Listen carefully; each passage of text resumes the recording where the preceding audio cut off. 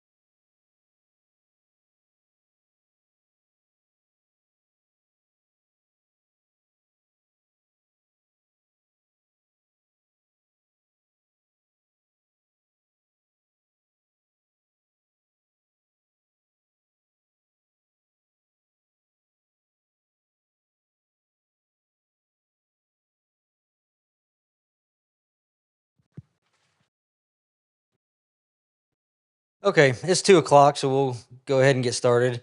What we have is a PowerPoint kind of to go through everything. Unfortunately, Scott couldn't be here today. He had a prior family thing function that he had to be at. So Corey is co-chair of the finance committee. He's gonna help tonight. Or today. So we'll go to the first slide, Lynn. So here's the fund summary of the budget for the electric fund. As you'll see, the top section is the revenue brought in over the from 22 to 25. The bottom is the expenses that we've seen over those same years. And that's really where the budget starts. We have to start at that. That is our goal to get to that, to get to those numbers throughout the electric fund. So go ahead. This slide shows the cost breakdown from KMEA of what all the different sections of an electrical system has done over the last 4-year period. You'll see some have went up as much as 64%, 67%. Wages only went up 13% during that same period. But that, and you guys all have this in your packet, that breaks down every portion of an overhead system and what the price increases have done over the 4-year period.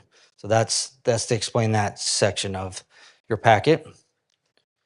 This is the underground system. The largest increase we saw was in transformers at 608%. We did try to do some value purchasing through COVID because we couldn't find transformers during COVID. And so we had to purchase when we could find them and try to stockpile as much as we can to kind of divert some of the costs that were going to come with the inflationary period. So, but every section of that also went up. I mean, PVC conduit 283%. Um, Wages again around 13%. So that's just the cost breakdown from KMEA on what the electrical system did over the last 4 years. So this is the breakup of the budget on the expense side and on the net kilowatt rate side. And it breaks it down into the wholesale power purchase, the admin, the production, the distribution, and the debt, principal and interest in the different color coded areas. And then you'll go over to the rate side and see how much of the rate covers those portions of it. Um, Again, that just helps us with a visual to try to formulate the budget and to formulate the rate that we're needed to meet the budgetary requirements of the system. Okay, next one. So this shows what has happened to the electrical utility expense uh, over the last few years, over the last 10 years, actually. Um, and the blue is the wholesale purchase power. So that's the power that we purchase that we consume on a daily basis. We don't generate our power constantly within the city limits. We purchase most of our power. We generate when our lines coming into our community go down. That's when we'll fire up the generators to get the power back on. The generation, distribution, and admin fees, that's for our staff, for the generators downtown and for out at the power plant, to purchase those and to operate those. And then the green section is the debt, which fluctuates depending on what projects are going on at that time. So in 2014, they refinanced a bunch. That's why it went clear down. And then 2015, it picked back up because they refinanced the construction of the power plant down at the utility side. So with that, I mean, that was a really brief rundown of kind of how the budgetary items work, how the finance committee works with our finance company. The city has a finance company that works up the numbers for us, gives us financial advice, lets us know what they are seeing in other municipalities. And then the utility committee will discuss all those items, and then they bring those to the council once they've discussed it, and usually multiple options. So this last rate increase really was tied to the cost of operations. Our operations have went up dramatically over the last 4 years. We went through the reserves that we could go through to try to stave off as much utility increases as we possibly could. We were the we were expecting that the inflationary numbers would come back down, that we would get some reprieve back, because we were seeing inflation just hit every single section of our utility. And we had enough reserve in there that we did not want to increase the utility rate if we didn't have to, because our customers were seeing high inflation from groceries and clothing and everything else during that time. So the decision was made to stave off any increase as long as we possibly could until it was necessary to increase on our residents. So that was kind of the mindset behind that. That's how we got to this.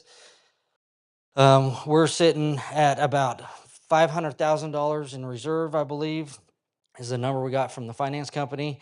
By the end of this year, we're wanting to be in the $700,000 reserve. Our policy requires us to be within $650 to $900,000. It's a range of that the city can stay in. So before this, we were sitting in excess of that. We were much higher, so it allowed us to supplement the cost increases that we're seeing, rather than push it off right away to our residents. Um, so that's I mean, that's kind of the nuts and bolts of how this came. Um, Open up to any questions, Corey, if you want to add anything. Nope, you covered the majority of it. A lot of it's details. So anybody want to come up, ask a question that we didn't answer right here? We're happy to hear it and try to answer as much as we possibly can.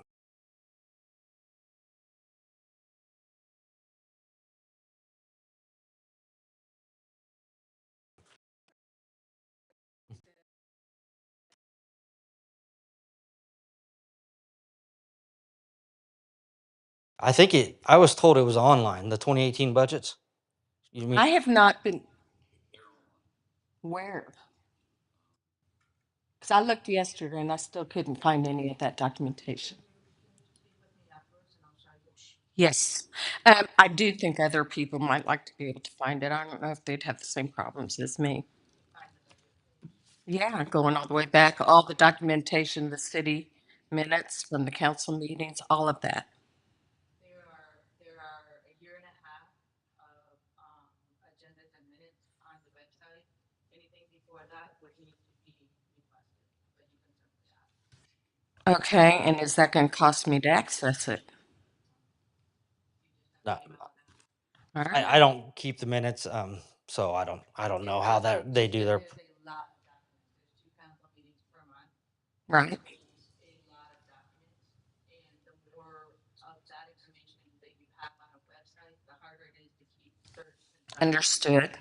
So, I mean, the documents are easily available. Okay, well, that didn't seem to be the answer when I went and looked for them at City Hall previously.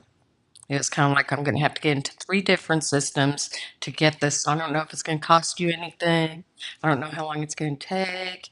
And actually, I find this information is going to be very helpful in looking what's been going on since 2018. Okay. My next question is, okay, damage is done. You know, the reserves were handled how they were handled. I'm kind of a little curious and definitely concerned about the other departments in the city that can come back and uh, do their damage to all of us, since the same as this. It's basically a concern of mine. Water, sewage, other. Not just that, the city in general, the taxes, whatever else that, you know, I know in my home, we save up and we make sure we have money so that if things like this happen, we can handle it without it being completely detrimental to us. We have that luxury, not everybody. So, again, I feel like a lot of people were blindsided by this. What else is going to blindside us? That's my question. I could speak a little bit to that. I mean, so as far as the electric rate, as far as utilities go, is the last of the increases that we had to make and adjustments that we had to make. I think that the electric is going to kind of finalize any places that we were off as far as the budget's concerned. Am I right on that? Yeah, I mean, we've went through in the last 4 years, 5 years, we've had to go through every single one of our utilities and readjust things throughout this inflationary period. I know before I was mayor, the sewer was changed to, they were only, it's averaged based on the months. So I want to say it's October to February. Is that accurate?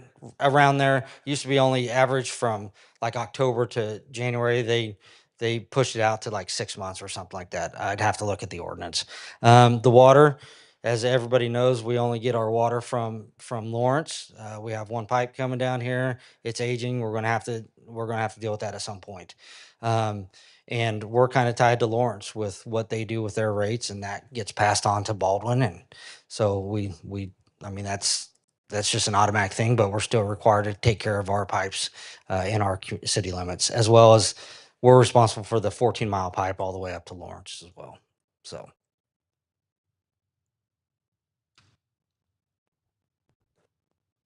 any other questions?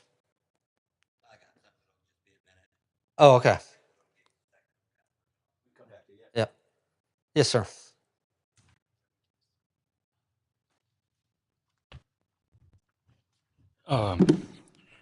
Something I've been looking at for a while is the kilowatt usage that I've been seeing. I understand where we're everything with the rates, the debt, and where that goes. The issue I'm seeing is not so much with the rate that we're being charged, the rate per kilowatt hour. It's the kilowatt hours we're being charged.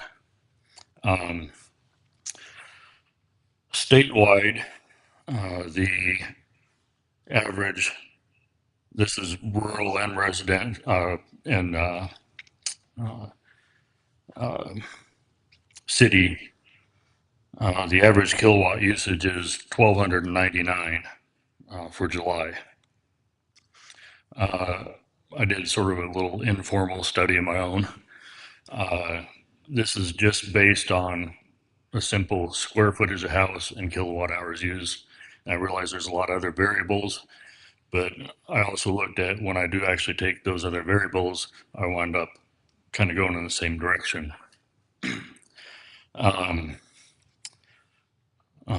10 houses in city and 10 houses out in the rural area immediately surrounding us.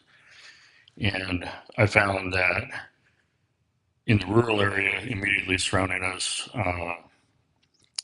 the average was 1,374 kilowatt hours, which is pretty well in line with the state average. Then you go in city, and the average in city for those 10 houses was 1,672 kilowatt hours. A national study was done at one point, and they found, nationally speaking, the tendency is for rural versus city is for the rural to use 32.56% more. And what I'm seeing in this instance here is what I came up with was Baldwin's actually paying 27.44% higher than the rural areas surrounding us. It's the opposite. You're, hang- Rural areas typically pay more because their infrastructure costs more. Some of the people around us are paying higher kilowatt hour rate, and houses tend to be bigger, tend to be more inefficient. And so instead of seeing with Baldwin us being 30% lower than the rural area, I'm seeing we're paying 27% higher. so you're saying I want to make sure I get your question right. So you're saying that based on your research, we're paying 27% higher, or that we're using 27% more? My question is, are our meters inaccurately calculating our usage 27% higher than the surrounding area? Okay. I can't speak to that. I don't work, on the system daily. That'd be something that I can check. I know they are digital. They're digitally read. We don't have a meter reader that goes out to each house or anything like that. Yes. And what I do know about the testing is I can pay the deposit, get it tested. It was a third party. And there have been a few meters since the newer meters were installed. There have been a few that got tested and were off. And that does happen. What I'm seeing here, though, looks like an across the board inaccuracy, not just a few here and there. And for the residents to all of us foot the bill for testing meters is pretty steep. I guess more of a statement and question is, I think it would be good for us to see the city do a testing of the meters. It doesn't have to be all of them, I don't think, but some random sampling. I think it would be in the best interest of everybody, though, if there's third party testing, but the oversight is not with the city, that there's also third party oversight of the testing to provide transparency and trust. Yeah, so I don't think that's a bad idea. It's something I'll take a look and talk to our electrical department director on. I'll also ask how they do the calibrating on, if there's any type of calibration on the system or anything they have to do on that. Yeah, and I don't know how that links into the software that's on the city side that runs those meters remotely. I don't understand that. I am in the process of testing my own meter personally, which takes a lot of time to do, versus where you can actually just pull the meter off and plug it into something. So I don't have numbers on my meter yet. What I'm seeing so far is in line with my little sampling I've seen. I've asked people to give me their numbers, and I realized my little sample, my small study, might not be accurate to what a bigger study would be if you did plug in all the variables and everything, but that's very extensive to do. But what I am seeing so far is we're seeing a very big disparity from what is typical across the board, across the state. Instead of being us being lower, we're higher than everyone else around us. And that's based on our kilowatt hour usage, and it doesn't have anything to do with the rate that I'm seeing. Many are paying a higher rate. So Okay. I think that is something that really needs to get looked at. Absolutely. Yeah. Okay. Well, Russ took that down, so we will take a look at it. Thank you. Anybody else have a question?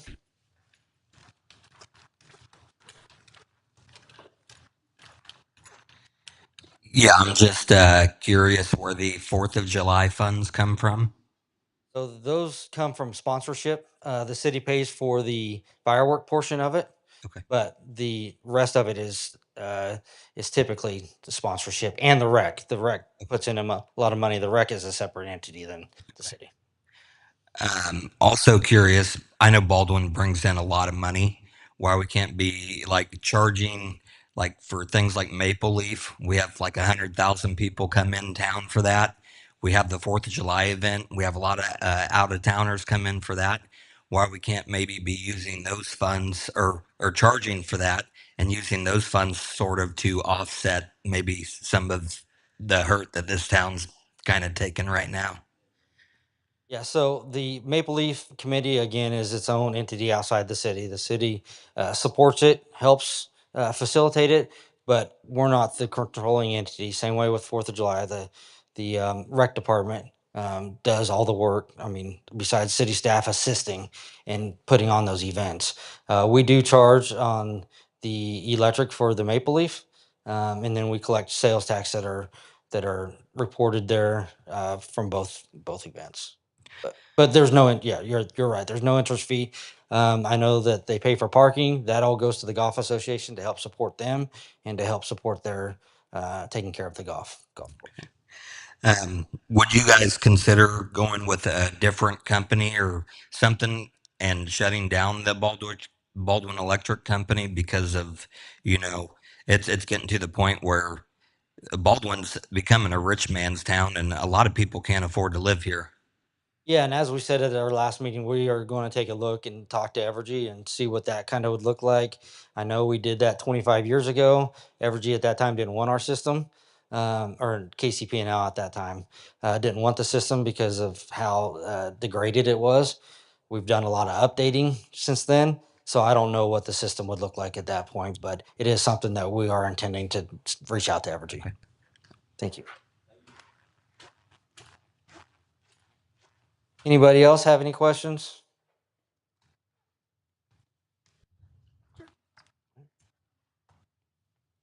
So on this slide, you show on the top line the wholesale price of 0.069. For the purchase power? Mm-hmm. On the last one. Yep. And when you come down to the general distribution of 061, you're including the administration cost. So can you explain again what the general distribution number reflects? That's generation. Generation, okay. So that's what So the cost when of we generating. generate, That's to maintain the system. When we generate, that number goes up because our diesel fuel, we are buying diesel fuel constantly to feed those generators. So this is the number to maintain that system so that we have it available. That's the operating piece from the city. That when it's running, When it's running, it's going to go up because there's a base cost to operate the system. We have to have staff, we have to maintain the generators, we have to test the generators, we have to do all the regulation requirements that were required for our generation just to have them in our community. Then when we run, you add the fuel price to that number. And I don't know what that number goes to. I know it's a couple cents higher than what it is showing right here when we're actually having to operate. But I think this is the blended rate from that 12-month period to show what it costs during that 12-month period. And that all depends on how much we operate the system. that it would be nice to know what just the cost to generate our own is. And I know we have that number somewhere. I don't recall what it is. They've told me before, but I don't recall what that is. I just remember that it was higher than what the power costs us to purchase off grid. It is. Yes.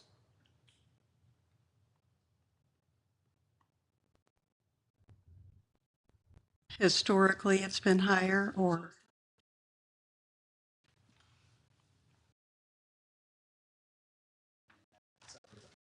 Because I just want to make sure that we are and again, the word's been thrown around a lot, transparent on, we're comparing apples to apples. Mhm. So if you have a wholesale cost, that's all I want.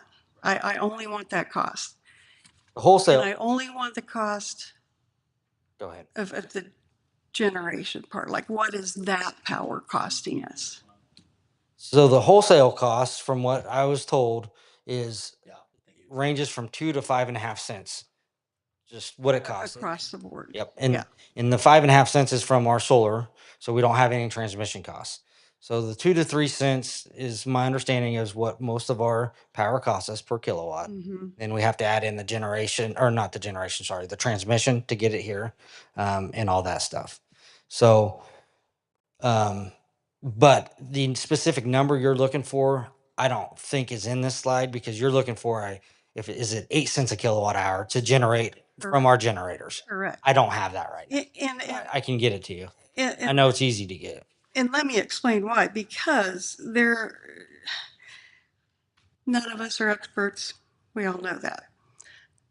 And it's easy for people to come up and say, where's the fireworks money come from? Where's this and that? When in fact, the primary costs are from our debt service and our wholesale costs, which are driven up, yep. And, that's driven by, natural gas. I mean, those are the big ticket items. So if we are throwing around selling, because some people say, well, if it costs us so much, let's just sell it. Can you tell me how long we've owned our generators in Baldwin City? 1930s, I That think. was hundreds of years. So that's nothing just to be haphazardly thrown around. When people don't understand it and the benefits or the pros and the cons, I mean, there's definitely a benefit to have them here. And I think that outweighs not having them here if you go back through time. But it really, you need to have the numbers. So I do know that I believe through 2027 that there are incentives still available. And so if you want to roll up your sleeves and really get serious about costs and selling, they're going to, whether we go out averaging or we go out to a co-op, which, if you're going to explore that, you've got to open the door. They're going to make a sweet deal for maybe 5 years. And then we are subject to whatever. What does that look like compared to looking into some of these incentives, putting some more renewable energy in our own backyard, like you just said, transmission costs, this and that. And how does that pay out in the long term? And that, just like our investment portfolios, we don't look at it every day. We got to look at the long term. So you kind of have to get rid of some of this fluff. It's not the numbers that are factoring in. So that's drives my question of, that's not apples to apples comparison when you're throwing admin on one and not the other and stuff. Is admin real? You bet.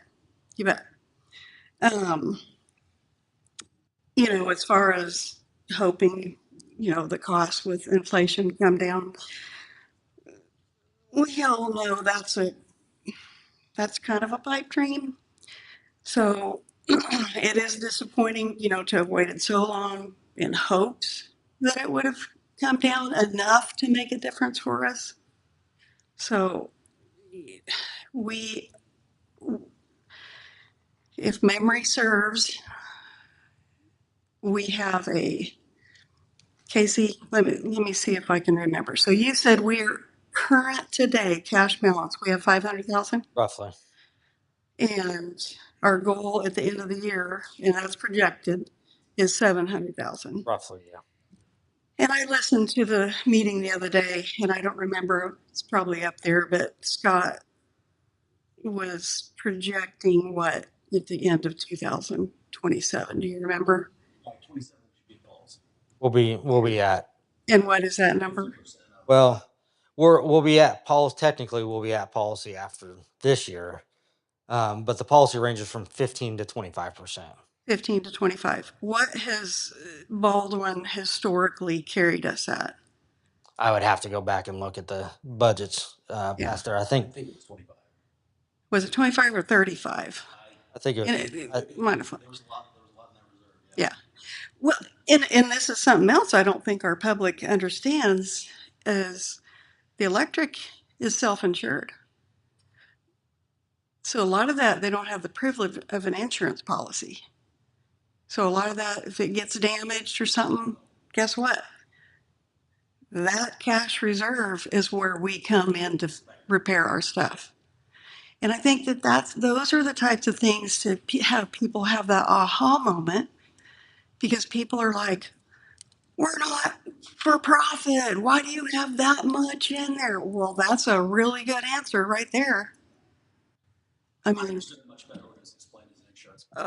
and those are the things that the public need to, I think they can help buy into the direction and the decisions when they understand some of those things. That's a big deal. So I don't, again, I expressed in the beginning the sensitivity of owning our generators. I mean, have you thought about putting in place like a public utility board? Not just our little committees, but a true public utility I think board? that's something we can definitely look into and see what other communities are doing in like positions, and Yeah, only because people want to help where they can help. absolutely. And I applaud you. You're going to try and add some stuff to utility bills and be better transparent and get agendas out and all that kind of stuff. But that might be a good idea to get some people on there. And I will say this is something the public needs to know also. I mean, the state statute requires a certain percent in our cash balance. And when we go below that, we are in violation. And so those help, this is serious business. We start losing our bond credit rating. And when we start dropping that, then we're in a real world of hurt.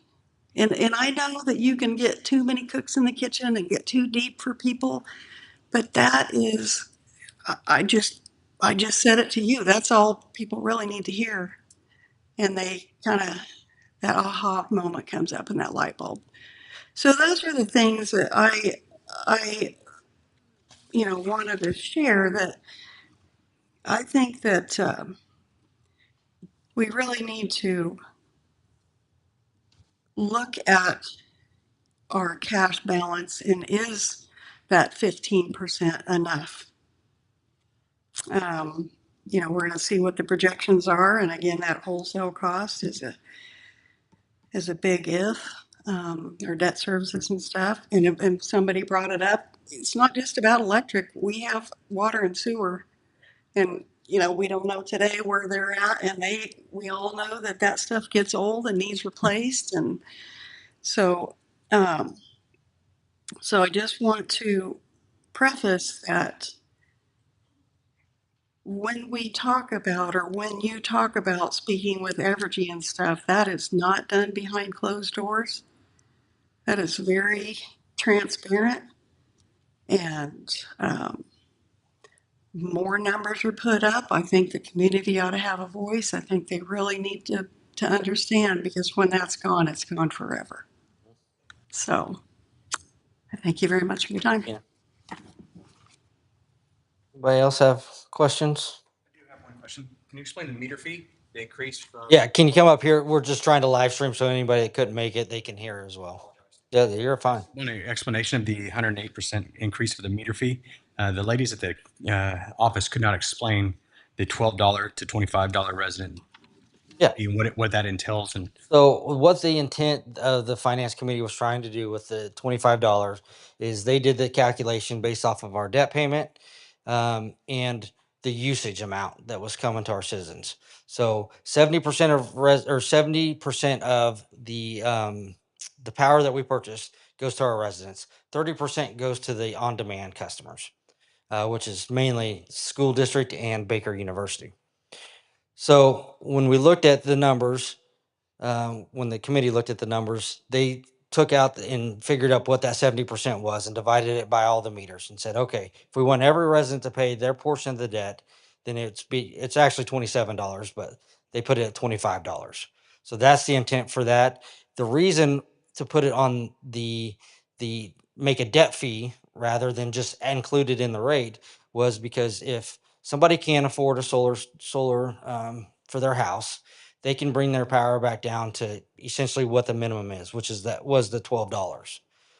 So they wouldn't contribute to the debt at that point because they can generate their own power, but they're needing it. They're still needing the system to provide them when the solar is not producing. So they wanted to make it fair for everybody to where everybody paid $25, even if you can generate down to the base fee to make sure that everybody is contributing to that debt equally. It's not technically a meter fee. No, we're changing the. It's not a service that we're going to get like a new meter or this or No. so it's labeled wrong.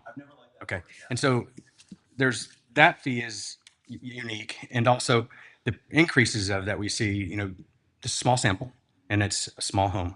So get that. I understand that. I didn't do a ton of research here. Small home, 1,000 square foot, 16% increase usage from June to July, 16.6% increase. Cost increase was 18.85% increase over that time. So that's a small sample. I know that. And I'm just concerned about how all the sales tax that we have going on. The tax that's says meter charge, unique. Thank you for explaining that. But I think it should be labeled different. So that way it's clear. There's also something missing on our bill. There's something hidden here because it doesn't add up. So I don't know if there's not enough lines or something here. Well, that. Go ahead. Sorry, I didn't want to cut you off. Go ahead. That is a problem with our billing system. Is that it's an antiquated system. Okay. That we only have so many lines that we can fill in. Okay. From my understanding from city staff, and we're trying to break out things for people so that you can see it more. So I've asked them to look at other systems, Okay. so that way we can have different sheets that can provide more lines for us to. Okay. That will definitely help the transparency. But there shouldn't be anything missing. It's the ability to put more lines on is what we're struggling with. But Yeah. I'm curious about your bill specifically because there shouldn't be anything omitted. Okay. Well, then I'll we'll talk about that I'm glad later. to talk to you afterwards. No Yeah. worries. And then maybe I'm missing something. I'm- It very well could happen. I just wanted to see what the increase. I'm concerned about the overall taxes. We're only talking about electric in this situation, so I'll keep it to electric and maybe come back to another meeting. This is my first time at a meeting here, but I don't want to make this rabbit trail anywhere other than electric. So that is a big concern for me is the overall comparative taxes that we pay here in Baldwin compared to, I mean, even cities like San Francisco, LA, San Diego, Boston, big cities that we all think are, you know, crazy tax cities. So I just want to voice a concern on that overall. Thank Appreciate you. it. Thank you. Is there anybody else?